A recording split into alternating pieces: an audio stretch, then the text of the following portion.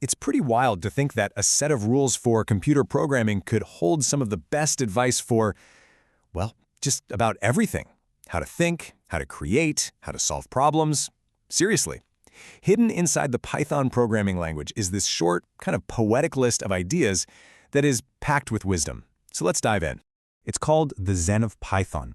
And look, don't worry, you don't need to know a single thing about coding to get this. These 19 principles, they're not really about syntax or technical stuff. They're about a philosophy for making things that are elegant, clear, and just incredibly effective. And it doesn't matter if that thing is a piece of software, a business plan, or even just an email. So to really get a handle on this, here's how we're going to break it down. We're going to look at it through 3 core pillars. First, embracing simplicity. Second, the quest for clarity. And third, knowing when to choose pragmatism over purity. And then we'll wrap it all up with the ultimate litmus test that you can apply to pretty much any idea. So what is this Zen, really?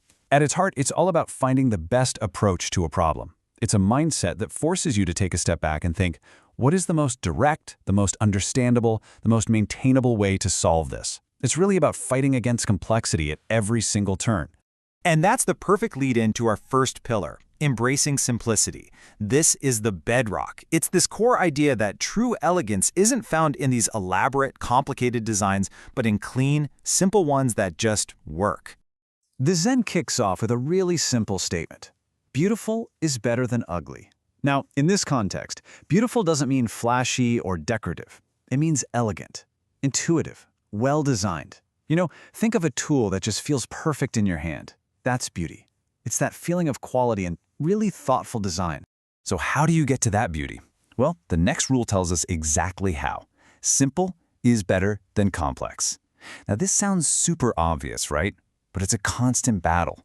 A lot of times, our first instinct is to build these really elaborate solutions. The Zen is that little voice reminding us to always look for the most direct path from point A to point B. Some problems are naturally complex, for sure, but we should never make them complicated by adding a bunch of unnecessary layers. This next one, flat is better than nested, is such a great visual for this whole idea. Imagine you're organizing files on your computer.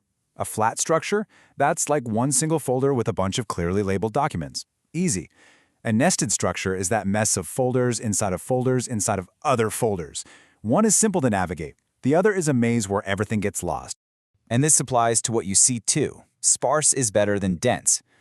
Think about a crowded, cluttered room versus a wide-open field. A clean, sparse layout is just easier for our brains to process and understand because it gives every idea room to breathe.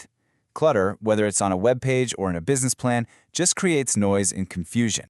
So what's the point of all this? The whole pillar really boils down to this one critical idea. Readability counts. All these rules about simplicity and beauty, they all serve one ultimate goal, making whatever you create understandable to another human being. Because let's face it, if other people can't understand your work, they can't use it, they can't maintain it, and they certainly can't build upon it. Okay, so let's move on to our second pillar, the quest for clarity. If simplicity is about the what, then clarity is all about the how. It's about being direct, being obvious, and leaving zero room for misunderstanding. As the Zen says, explicit is better than implicit. In other words, just say what you mean. I want you to think about a time you were given a project with really unclear instructions. What was your gut reaction? Was it to just kind of guess and hope you got it right? Or did you stop everything and ask for more information? Well, the Zen of Python gives us a very direct command. In the face of ambiguity, refuse the temptation to guess. It's so tempting, isn't it? But guessing leads to errors, it leads to wasted time, and a ton of confusion. The smarter path is always to pause and get the clarity you need, even if it feels a little slower in the moment. Trust me, it saves you from huge headaches down the line. And this all leads to one of the most famous lines in the whole thing. There should be one, and preferably only one, obvious way to do it. When you're designing any kind of system or process, the best path forward should be clear and easy to find. And then the line has this little joke, although that way may not be obvious at first, unless you're Dutch, which is a little nod to Python's creator, who is, you guessed it, Dutch. Okay, so we've got simplicity and clarity. Awesome. But let's be real. The real world is messy. And that brings us to our third and maybe the most important pillar, pragmatism over purity. This is where those beautiful ideals have to meet cold, hard reality. This little phrase right here is just so powerful. Although practicality beats purity. It's this essential reminder that a perfect, theoretically pure solution that never actually gets finished is completely useless. A working, practical solution that solves the actual problem you have today, that's infinitely more valuable. And this is where the Zen gets really nuanced, because it shows you how to handle these trade-offs. First, it lays down a firm rule. Errors should never pass silently. What this means is you have to be upfront about problems. Don't hide your mistakes or sweep issues under the rug.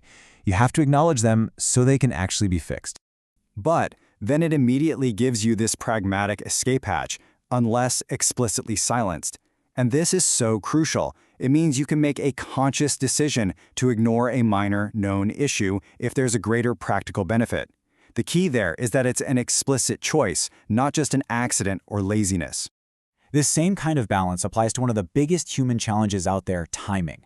The Zen gives us this direct call to action. Now is better than never. It's basically a declaration of war against procrastination. Don't wait around for the perfect moment that might never actually show up. Start building, start writing, start doing. And yet, in the very next line, you get this critical piece of wisdom that balances it out, although never is often better than right now. This is the warning against being rash, against impulsive action. Sometimes, the most pragmatic thing you can do is wait, gather a little more information, and actually think before you leap. It's that perfect balance between action and wisdom. So, with all these principles in our back pocket, simplicity, clarity, and pragmatism, how do we actually put this stuff into practice? Well, the Zen leaves us with a simple, really elegant test for any idea or any solution you might have. It's a simple question, right? But the answer can feel impossible sometimes. You've got a new project, a new strategy, a new way of doing things. How do you know if it's actually any good before you sink a ton of time and energy into it? Here it is, the first part of the litmus test. If the implementation is hard to explain, it's a bad idea. That's it. If you can't explain your plan or your solution to somebody else in simple, clear terms, then the idea itself is probably flawed. If it's hard to explain, it's probably too complex, too convoluted, and it's probably destined to fail. And this is what makes the Zen so brilliant and so practical. Even if your idea is easy to explain, it's not a guarantee of success. It may be a good idea. Simplicity is a necessary condition for a good idea, but it's not enough on its own. Think of it as the entry ticket, not the grand prize. And the Zen ends on this wonderfully quirky and optimistic line. So what on earth is a namespace? In programming, it's just a system for keeping things organized, so their names don't get all mixed up. Think of it like a labeled box for your ideas. It's a simple, elegant way to prevent confusion. And that really is what the Zen of Python is all about. A hunking great idea that helps us find clarity in the middle of all the complexity. And we could all definitely use more of those.